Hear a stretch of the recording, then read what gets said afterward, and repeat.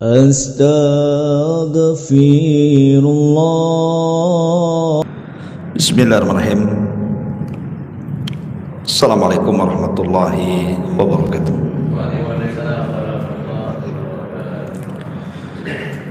Alhamdulillah wassalatu wassalamu ala Rasulillah wa ala alihi wa sahbihi wa mawalah wa la hawla wa la quwata illa billahi wa ba'du.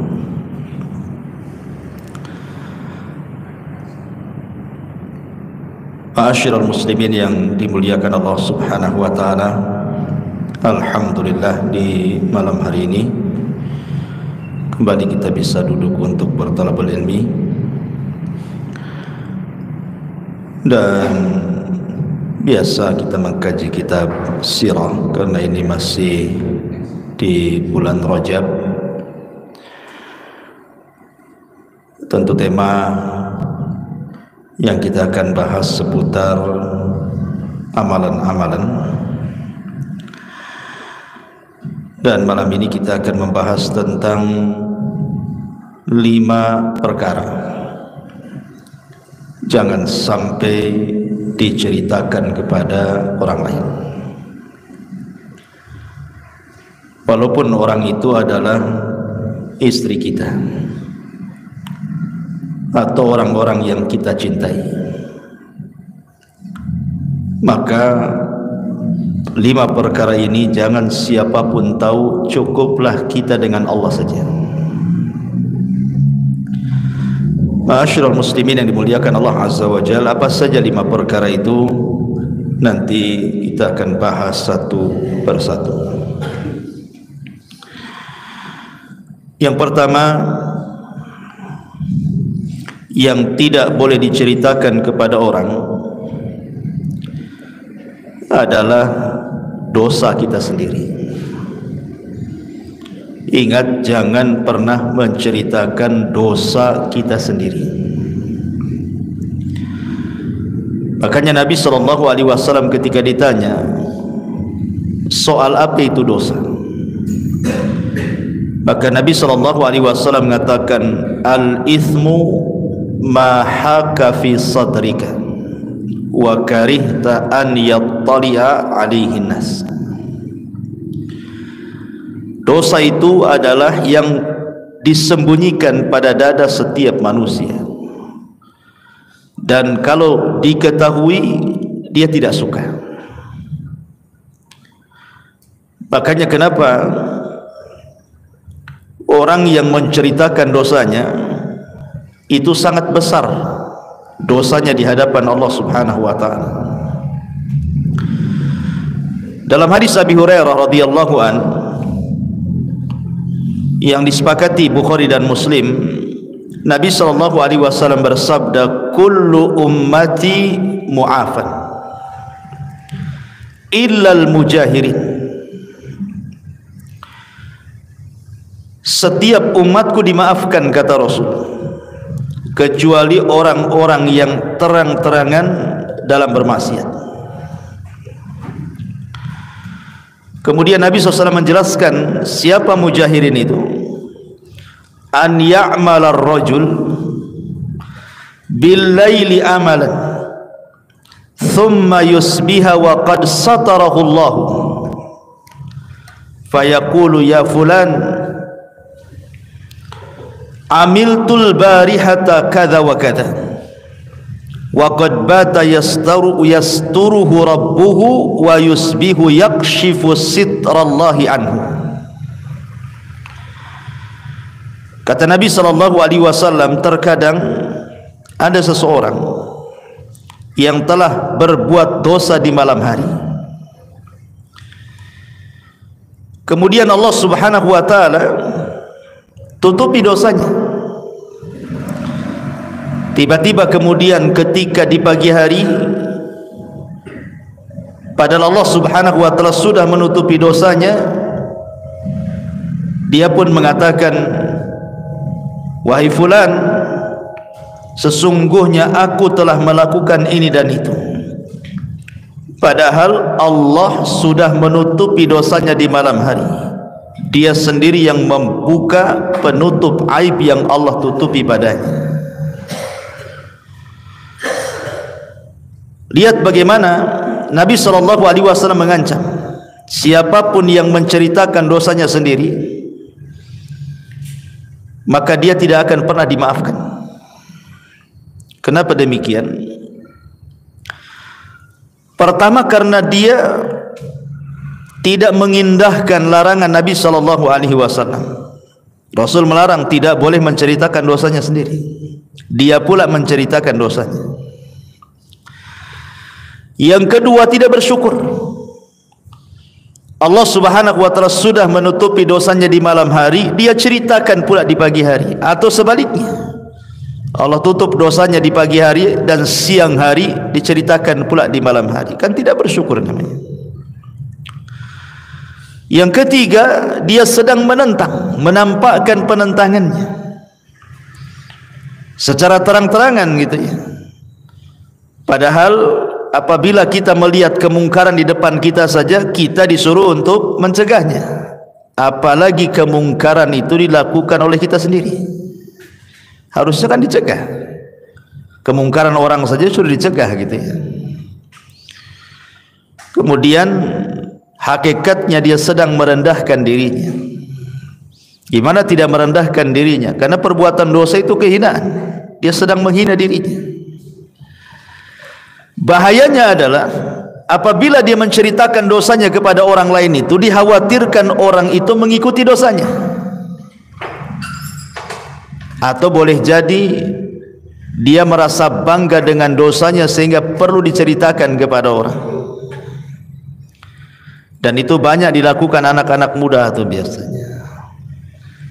Habis pacaran, kemudian selfie dengan pacarnya, ceritakan pula sama kawannya, tuh lihat pacar saya, cantik enggak? Cantik. Lihat saya lagi peluk-pelukan sama dia. Semalam saya begini, begitu, ngompori kawannya. Ya kan? Jadi kan tidak boleh menceritakan dosanya.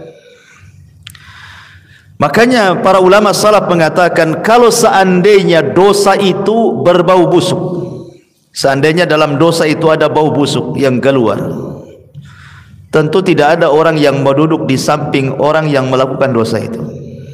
Kalau setiap perbuatan dosa itu mengeluarkan bau busuk, tidak ada orang yang mau duduk di samping orang yang pernah melakukan dosa itu.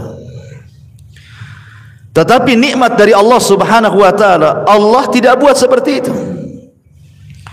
Orang yang melakukan dosa dan orang tidak tahu, kemudian dia melakukan secara zahir, penampilan orang biasa, orang tidak tahu bahwa dia melakukan dosa. Ma'asyiral muslimin yang dimuliakan Allah Azza wa Jalla. Makanya para ulama salaf mengatakan, qala rajulun li ahadis salafi, berkata seseorang kepada salah seorang ulama salaf, kaifa asbahta, bagaimana di pagi harimu? Maka ulama salaf ini mengatakan, asbahtu baina ni'mataini, aku dibangunkan di pagi hari dan aku diberikan dua nikmat. La adri ayyatuhuma afdal, saya tidak tahu dua nikmat itu mana yang lebih afdal. Dzunubun sataraha Allahu azza wa jal fala yastati'u an yu'ayyirani biha ahad, wa mawaddatun qadhafaha Allahu azza wa jal fi qalbil ibadi lam yablugha amali. Kata ulama ini mengatakan, aku tidak tahu dua nikmat yang selalu Allah berikan kepadaku di pagi hari mana yang lebih afdal dari keduanya. Yang pertama, dosa-dosa yang Allah tutupi kepada diriku sehingga tidak ada satupun orang yang mencelaku. Ataukah perasaan cinta yang Allah tanamkan kepada hati hamba-hambanya, padahal amalanku tidak cukup untuk meraih kecintaan tersebut. Begitulah bersyukurnya para ulama salaf. Jadi kalau seandainya orang itu melakukan amal perbuatan dosa di malam hari, pagi harinya orang tidak tahu, bersyukur. bersyukur kepada Allah Azza wa Jalla, Allah masih menutup aib kita. Makanya sering saya katakan kepada antum, kenapa orang itu dianggap mulia? Karena masih ditutup aibnya kan. Kalau seandainya aibnya dibongkar oleh Allah Subhanahu wa taala, tidak ada satupun manusia menghargai orang lain. Karena masing-masing orang itu punya aib masing-masing. Punya aib masing-masing. Jangankan itu ikhwatu fiddin, muliakan Allah Azza wa Jalla. Kalau Allah Subhanahu wa taala mau nih merendahkan seseorang, kemudian dibuka satu saja aibnya, mungkin manusia mencela dia semuanya. Berapa banyak tokoh-tokoh yang dianggap tokoh di negeri kita ini, entah salah ngomong, entah kepeleset, kemudian menghina seseorang. Satu Indonesia netizen itu kumpul semua mencaci maki dia. Itu baru satu. Gimana kalau ditampakkan sifat aslinya? Ya. Ma'asyiral muslimin yang dimuliakan Allah Azza wa Jalla, dari sini Nabi SAW bersabda dalam sebuah hadis, Inna Allah Azza wa Jal yudnil mu'mina fayadau alaihi kanafahu wa yasturuhu minan nas. Sesungguhnya Allah Subhanahu wa taala nanti pada hari kiamat akan mendekati seorang mukmin lalu meletakkan perlindungan dan naungannya di atas mukmin tersebut. Kemudian Rasul mengatakan wa yuqarriruhu bidzunubihi, maka dia pun akan ditanya soal dosa-dosanya dan dia akan mengiyahkannya. Wa yaqulu lahu, dan Allah akan katakan kepadanya, ata'rifu dzamba kadza, ata'rifu dzamba kadza, hatta idza qarrarahu bidzunubihi wa ra'a fi nafsihi annahu qad halak. Ketika Allah mengatakan, bukankah engkau sudah melakukan dosa ini, bukankah engkau sudah melakukan dosa itu, maka seorang mukmin pada hari kiamat mengatakan, tentu ya Rabb, tentu ya Rabb. Sehingga ketika dosanya disebutkan oleh Allah, dia pun merasa pasti akan binasa. Maka Allah katakan, fa inni qad satartuha 'alaika fid dunya wa inni aghfiruha lakal yaum thumma yu'ta kitaba hasanatihi muttafaqun alaih. Maka Allah katakan, sungguh aku telah tutup aibmu di dunia dan sekarang aku ampuni dosa-dosamu, maka dia pun diberikan catatan-catatan kebaikannya. Kata Al-Hafidz Ibnu Hajar rahimahullahu taala, beliau memberikan komentar, orang-orang yang ketika di dunia senantiasa menutup aibnya, tidak menceritakan dosanya kepada orang, karena Allah Subhanahu wa taala sudah menutup aibnya pada dirinya sendiri, apalagi aib orang lain. Maka nanti pada hari kiamat orang ini akan ditutup aibnya di hadapan manusia,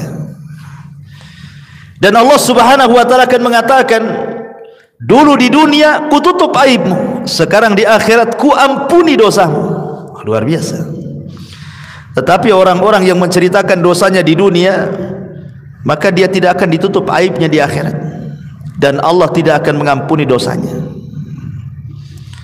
Dari sini ma'asyiral muslimin yang dimuliakan Allah Azza wa Jalla, ingat, jangan pernah menyebar-nyebar aib diri sendiri. Karena ada sebagian orang itu bangga dia menceritakan dosanya kan. Duduk sama kawannya, walaupun mungkin dia sudah ngaji, sudah tobat, cerita pula masa lalunya. Dulu itu saya bekas preman loh kan, gak percaya. Nih tengok tato saya sebelah buaya tatonya. Sebelah ini apa ini? Ini ular kobra nih. Ngapain coba dilihat-lihatkan tatonya? Saya dulu sekambangan 5 tahun. Gak ada manfaatnya antum ceritakan dosa sama orang. Karena orang yang antum ceritakan dosa itu bukan Tuhan yang akan mengampuni dosa antum. Kalau antum hendak menceritakan dosa, ceritakan kepada Allah. Jelas-jelas dia akan mengampuni dosa kita kan. Karena di antara syarat taubat itu i'tiraf dzunub, mengakui dosanya di hadapan Allah Subhanahu wa taala. Makanya dosa Nabi Adam, doa Nabi Adam alaihi salatu wassalam, Rabbana zalamna anfusana, ya Rabb, aku sudah mendolimi diri kami, aku sudah berbuat dosa. Jadi kalau hendak menceritakan dosa, ceritakan kepada Allah. Fa illam taghfir lana wa tarhamna lanakunanna minal khasirin, kan itu. Kalau engkau tidak mengampuni dosaku, sungguh aku termasuk orang rugi. Harusnya ceritakan dosa kepada Allah Azza wa Jalla, jangan diceritakan kepada orang. Kecuali kalau seandainya menceritakan dosa itu ada maslahatnya, ada kemaslahatannya. Seperti umpamanya dalam persidangan gitu kan, mau tidak mau kan harus menceritakan gitu ya. Tetapi kalau tidak ada maslahatnya, tidak boleh untuk menceritakan dosa itu. Cukuplah dosa itu yang tahu antara kita dengan Allah Subhanahu wa taala saja. Ini yang pertama. Jangan pernah ceritakan kepada siapapun, walaupun kepada istri kita, walaupun istri kepada suaminya. Cukuplah hanya yang tahu dia dengan Allah Subhanahu wa taala saja. Saya contohkan satu kisah. Di zaman Umar bin Khattab radhiyallahu anhu, di zaman Umar bin Khattab radhiyallahu anhu, ada seorang laki-laki menceritakan kisahnya di hadapan Amirul Mukminin dan mengatakan, inna ibnatali kanat wudiat fil jahiliyah fastakhrajtuha qabla an tamut. Ya Amirul Mukminin, dulu aku punya anak perempuan. Kita tahu kebiasaan orang jahiliyah, tidak suka punya anak perempuan, pasti dikubur hidup-hidup. Maka dia mengatakan, ya Umar, ya Amirul Mukminin, saya pernah memiliki satu anak perempuan di masa jahiliyah. Kukuburkan dia karena malu. Tapi aku kasihan karena dia menangis dalam kuburan itu. Kuselamatkan dia. Akhirnya hidup pula lah anak perempuanku itu. Kemudian dia mengatakan, ketika Islam sudah menyebar, aku pun masuk Islam dan putriku yang kubesarkan juga masuk Islam. Falamma aslamat asabat haddan min hududillah. Masalahnya, ketika putriku sudah masuk Islam, dia pula melanggar aturan Islam sehingga harus terkena had dari had-had Allah Subhanahu wa taala. Dia berzina, harusnya kan dirajam. Atau kalau dia belum menikah, harusnya dicambuk 100 kali, diasingkan setahun. Kalau dia mencuri, ya dipotong tangan. Itu namanya had. Putriku ini melakukan sebuah perkara yang menjadikan harus tegak hudud, had-had Allah Subhanahu wa taala. Kemudian dia mengatakan, fa'amidtu ila sufrat litudhbah biha nafsa. Kemudian ia pun putus asa sehingga ia ingin bunuh diri. Jadi wanita ini ingin bunuh diri. Bahkan lebih daripada itu, dia sudah memotong urat nadinya. Karena saking menyesalnya, putus asanya, dia pun kemudian bunuh diri dan memotong urat nadinya. Kemudian dia mengatakan, aku pun mendapatinya dan kutolong dan kuobati. Sekarang dia sudah sembuh dan sudah bertobat dengan taubat yang baik. Fahiyya tukhtabu ilayya ya Amirul Mukminin. Sekarang tiba-tiba datang seorang laki-laki ingin melamar anak putriku. Kemudian dia mengatakan, perlukah aku menceritakan masa lalunya? Perlukah aku menceritakan masa lalunya? Aku perintahkan wanita itu, anakku, suruh ceritakan kepada calon suaminya ini. Perlu enggak dia menceritakan masa lalunya kepada calon suaminya ini? Kata Amirul Mukminin, jangan. Jangan. Kenapa? Karena Allah Subhanahu wa taala sudah menutup aibnya. Wallahi la in akhbarta bi sya'niha ahadan minan nas la aj'alannaka nakalan li ahlil amsar. Kata Umar bin Khattab radhiyallahu an, demi Allah, seandainya engkau menceritakan tentang hal itu kepada siapapun juga, maka saya akan menjadikan anda sebagai satu tanda ibrah, pelajaran di hadapan segenap penduduk kota. Katanya, sebaiknya nikahkan dia seolah-olah dia wanita baik-baik. Lihat, Umar melarang. Tidak boleh menceritakan kondisi putrinya atau putrinya menceritakan dirinya kepada calon suaminya. Tidak boleh. Mungkin dia bekas wanita pezina, ya.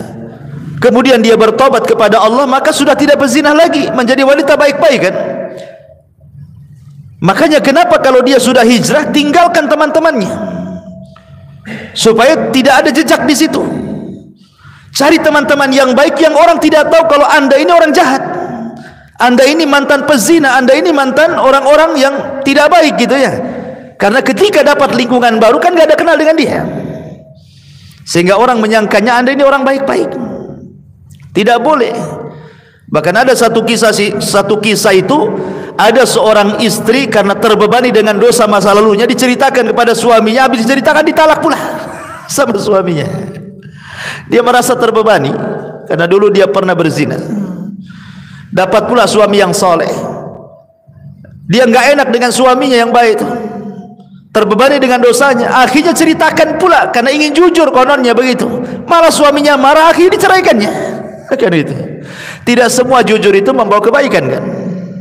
Cukuplah antara Anda dengan Allah saja. Allah sudah tutup aibnya, selesai sudah. Ini yang pertama, jangan pernah menceritakan aib diri sendiri, dosa diri sendiri kepada orang lain, walaupun orang itu adalah orang terdekat kita, walaupun orang itu orang tercinta kita. Cukup antara kita dengan Allah saja. Ini yang pertama ya. Yang kedua, yang tidak boleh diceritakan kepada orang ya, kalau ini kan aib sendiri. Yang kedua, aib orang lain nggak boleh. Tidak boleh menceritakan aib orang lain. Dalam sebuah hadis yang dikeluarkan Al-Imam Ibnu Majah dan disahihkan oleh Syekh Nasiruddin Al-Albani rahimahullahu taala, Nabi sallallahu alaihi wasallam mengatakan, man satara aurata akhihil muslim satarahu Allahu auratahu yaumal qiyamah, wa man kashafa aurata akhihil muslim kashafallahu auratahu hatta yafdhahu biha fi baitihi. Siapa yang membongkar aib saudaranya seorang muslim, maka Allah akan bongkar aibnya pada hari kiamat. Siapa yang menyingkap aurat saudaranya seorang muslim, Allah akan singkap auratnya pada hari kiamat, sampai pun Allah akan bongkar auratnya atau aibnya dalam rumahnya sendiri. Al-jaza min jinsil amal, kama tadinu tudan. Balasan itu sesuai dengan amalannya. Sebagaimana engkau melakukan sesuatu, maka akan ada orang yang melakukan hal yang sama kepadamu. Kalau kita membongkar aib orang, Allah akan utus orang yang akan membongkar aib kita. Kalau kita menggibah orang, Allah akan utus orang yang menggibah kita. Kalau kita menyakiti orang, Allah akan utus orang yang menyakiti kita. Begitulah hukum karma berlaku. Kama tadinu tudan. Kata para ulama, sebagaimana engkau melakukan sesuatu, maka Allah akan kirim hal yang sama kepadamu. Naudzubillah ya.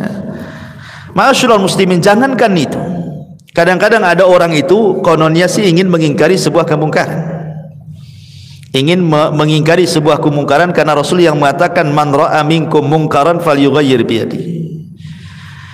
Masalahnya kemungkaran itu tidak dia lihat, dia dengar. Ada yang cerita sama antum, akhi tolonglah bisa nggak nasihati si Anu, katanya.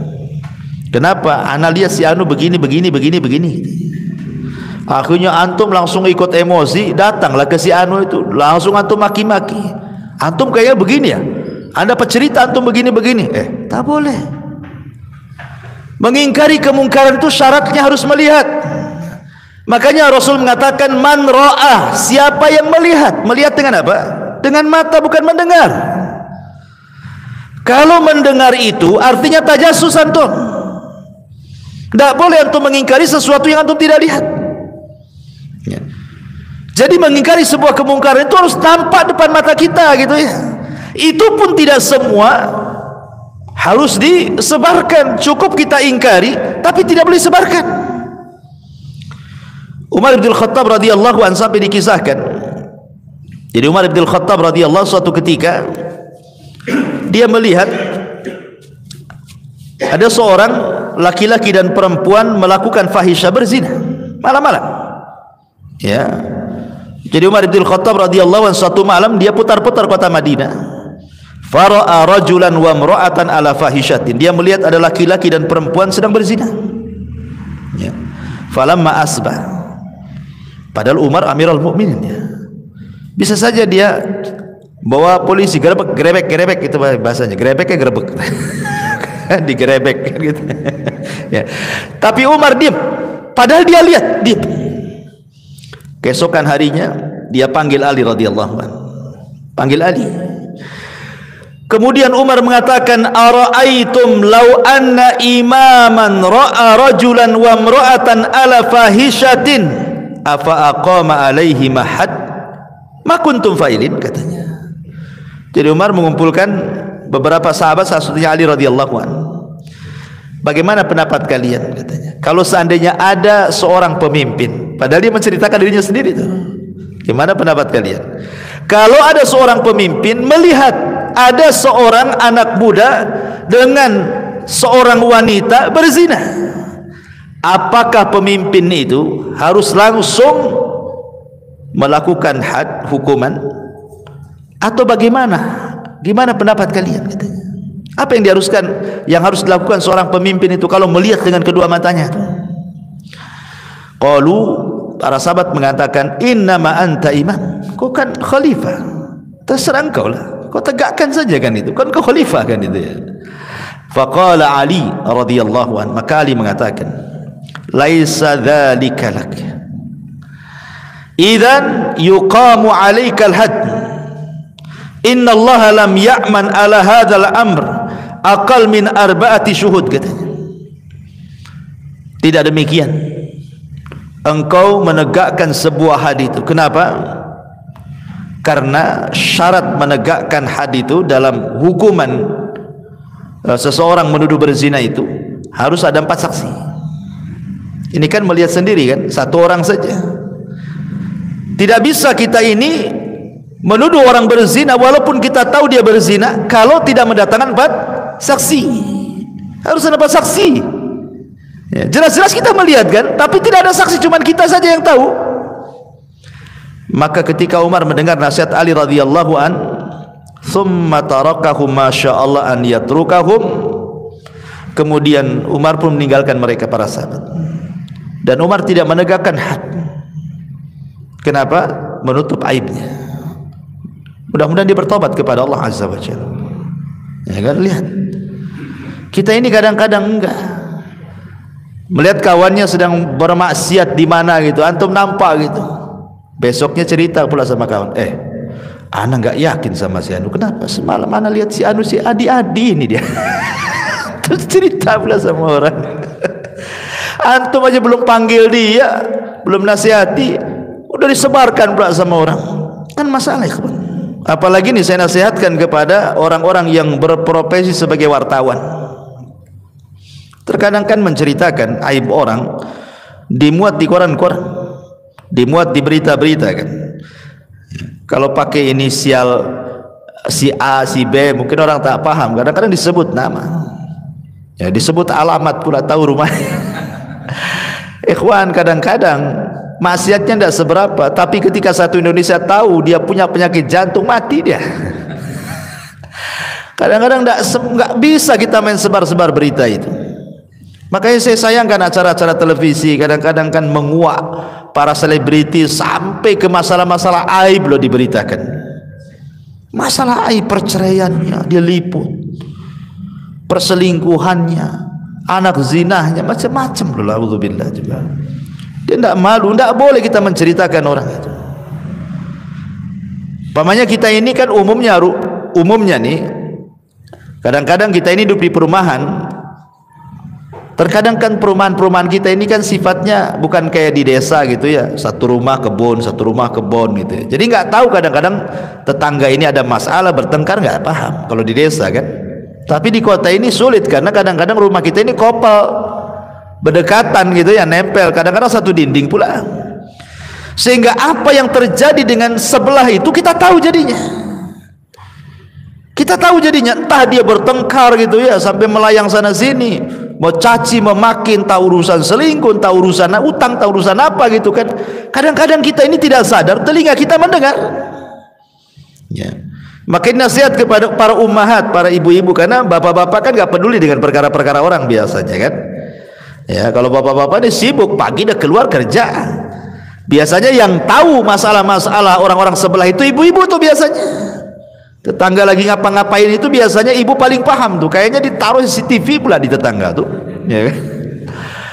Kalau seandainya ibu-ibu ini mendengar adalah masalah-masalah dengan tetangga, ribut ini itu, cukup ibu yang tahu. Jangan pula cerita sama suaminya malam-malam. Suaminya datang diceritakan pula sama suaminya. Bang, tahu nggak tadi pagi baru ada perang bang katanya. Di mana? Di Suriah ke di Lebanon katanya. Sebelah. Nggak perlu, nggak boleh. Ya, ini ibu-ibu di atas ya. Jangan ceritakan. Cukup ibu yang tahu saja. Nggak boleh menyebarkan aib orang. Bahkan Isa ibnu Maryam alaihi salatu wassalam pernah dengan matanya melihat ada orang mencuri. Dikejar sama dia. Isa bin Maryam. Riwayat ini disebutkan dalam kitab Tauhid. Ditangkap sama Isa. Kamu mencuri ya? Kata pencuri ini, wallahi saya tidak mencuri. Bersumpah pula dia. Karena dia sudah bersumpah, wallahi saya mencuri. Padahal Isa bin Maryam ini melihat dengan telak dua matanya dia mencuri. Ketika dia bersumpah langsung Isa mengatakan, oh ya ya, saya yang salah katanya. Dan mengatakan akhtatu wa kadzaba aini, aku salah, mataku yang berdusta katanya. Mataku yang berdusta, aku yang salah, maaf katanya. Kau yang benar katanya. Pergi, tinggalin. Seperti itulah pelajaran bagaimana menutup aib orang gitu ya.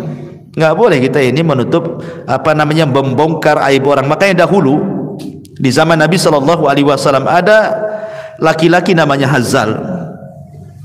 Laki-laki namanya Hazal. Hazal ini punya budak namanya Maiz, ya, ma'ruf kisahnya Hazal dengan Maiz ini. Jadi suatu ketika budaknya Hazal ini namanya Maiz ini berzinah dengan seorang budak wanita yang lainnya, sesama budak, ya. Ketahuan sama Hazal ini, ketahuan sama tuannya, ketahuan.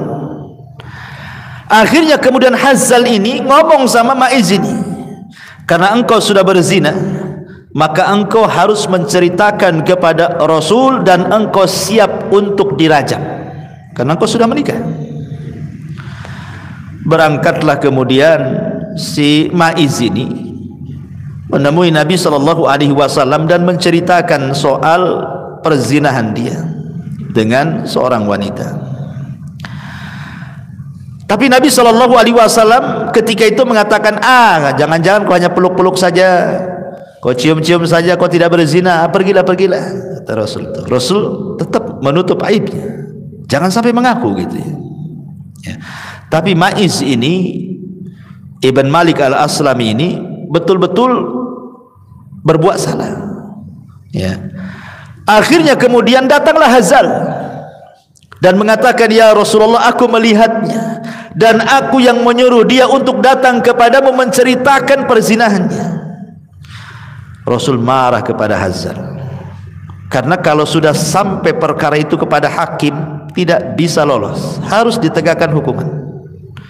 Kalau masalah sudah sampai ke hakim tidak bisa ya ada rukhsah, tegak hukuman. Maka Nabi SAW mengatakan kepada Hazal, ya Hazal, lau satartahu biridaika kana khairan laka.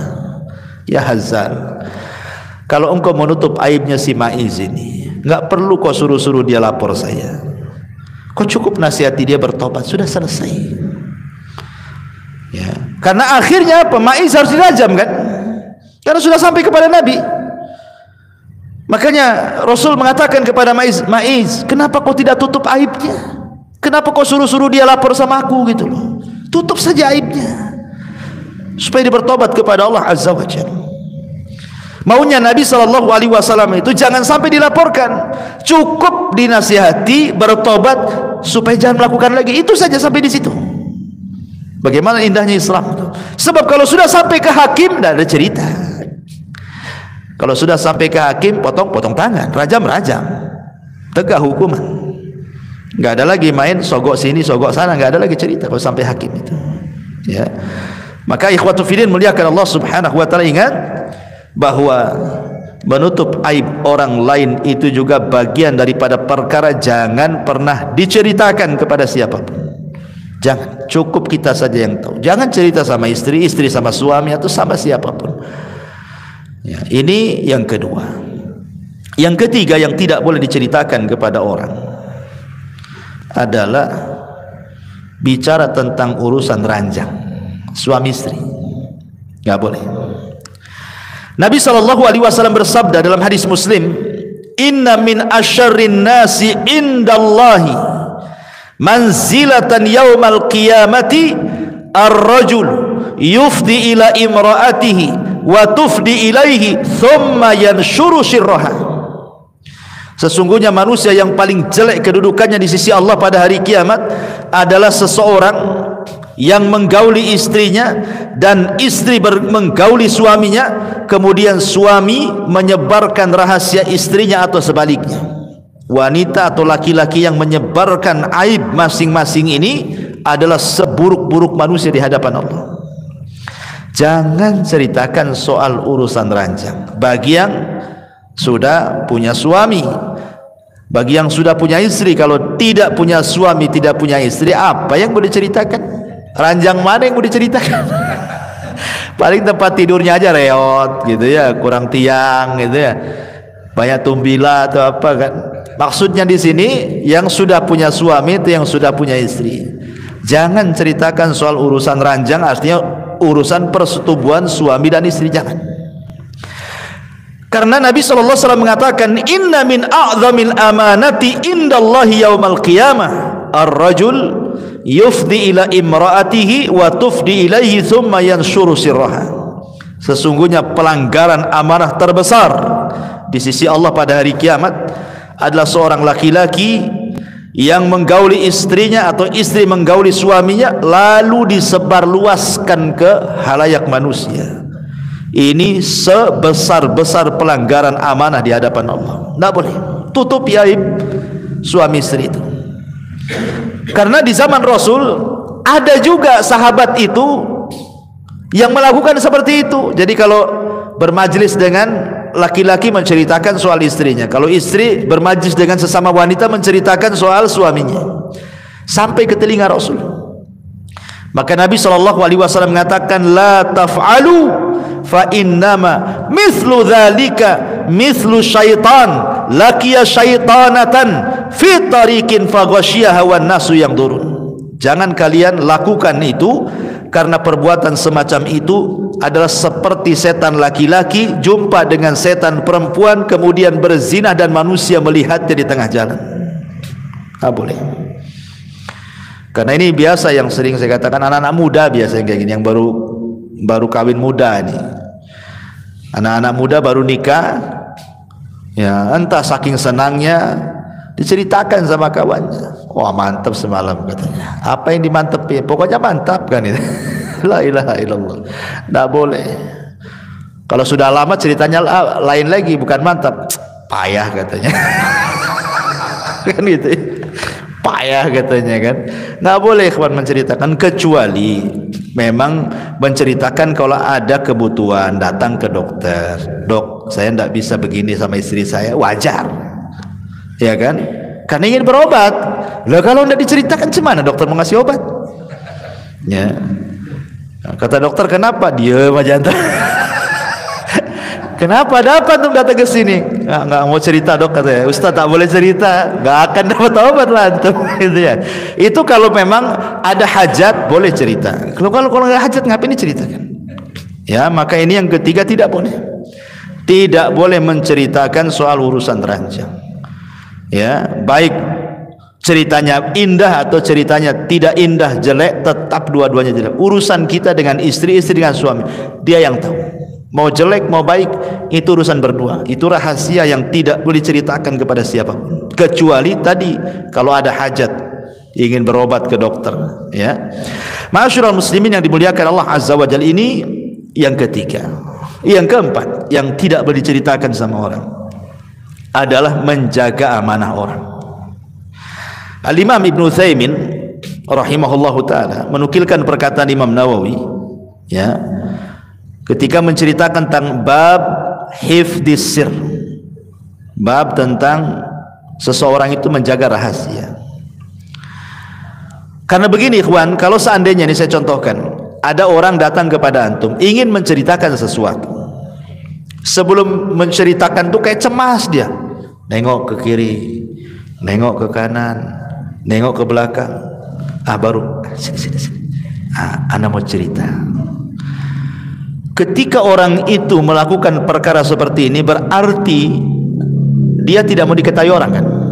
Karena sebelum cerita aja dia tengok-tengok dulu, tengok kiri, tengok kanan, ada orang enggak kan? Baru deketi antum, kemudian cerita sama antum. Artinya dia sendiri tidak mau diketahui orang. Ya, karena apa? Karena gerak-geriknya sudah nampak atau tidak mau orang itu tahu. Lah antum pula yang diceritai, antum pula sebarkan. Kan aneh.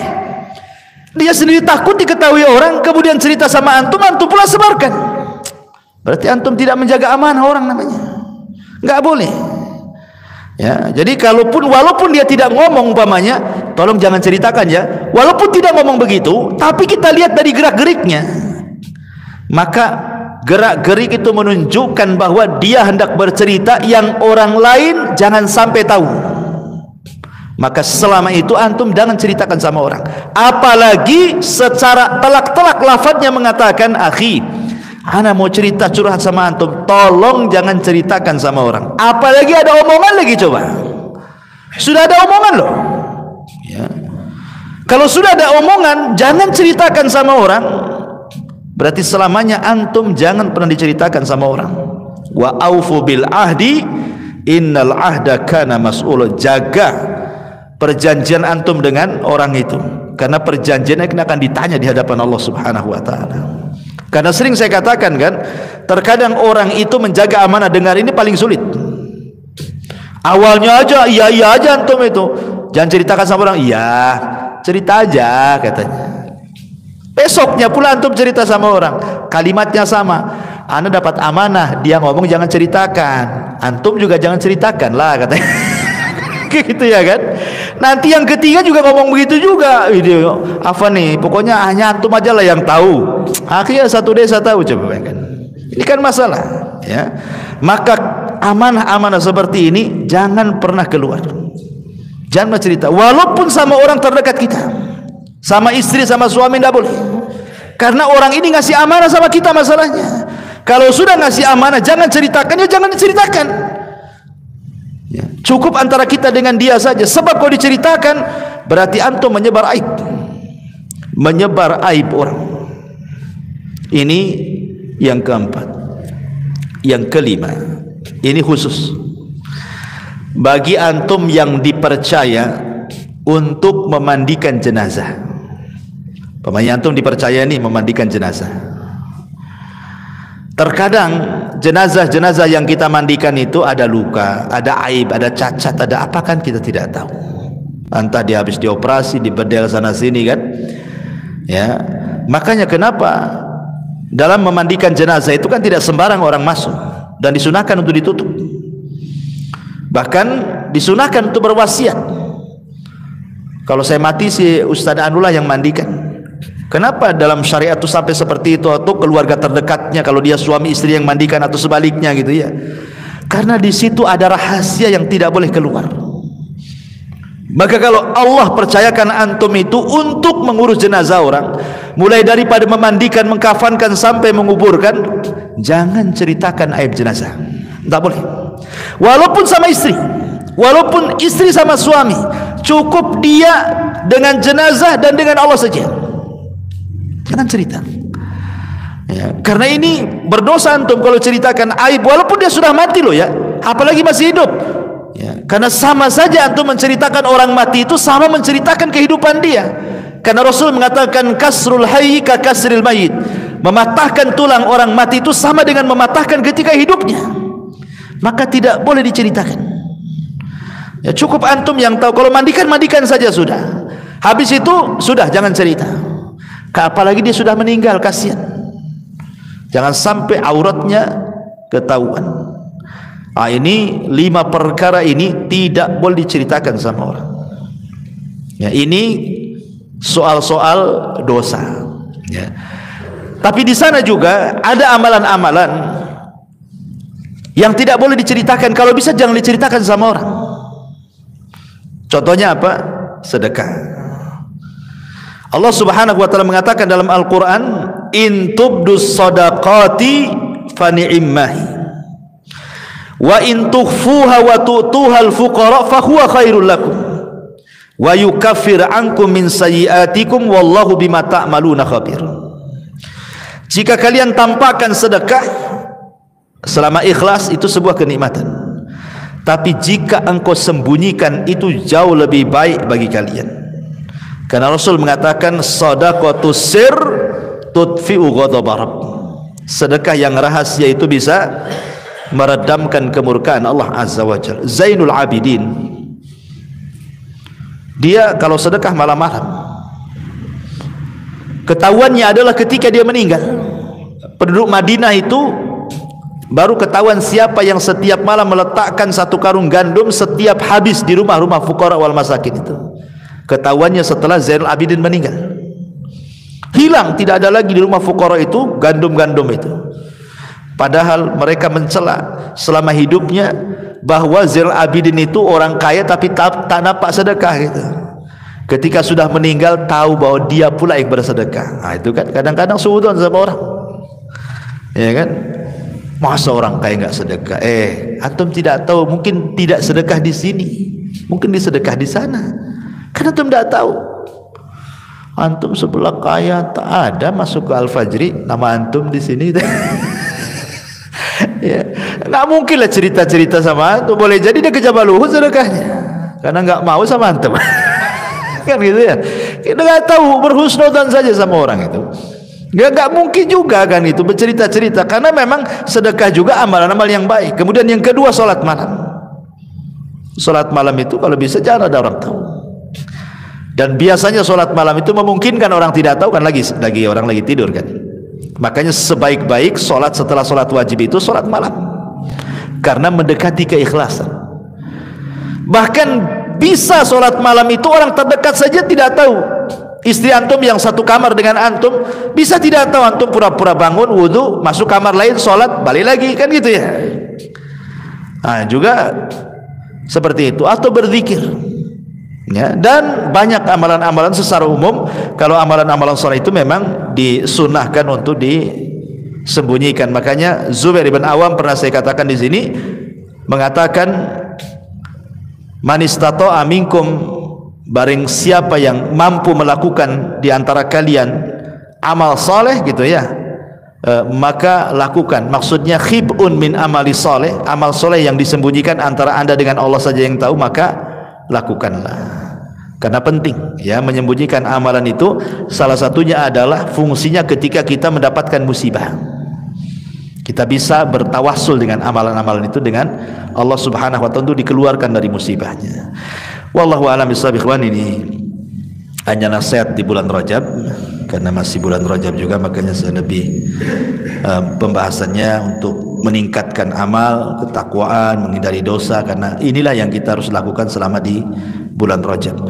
Subhanakallahumma bihamdika asyhadu an la ilaha illa anta astaghfiruka wa atubu ilaik. Allahu ta'ala alam. Assalamualaikum warahmatullahi wabarakatuh.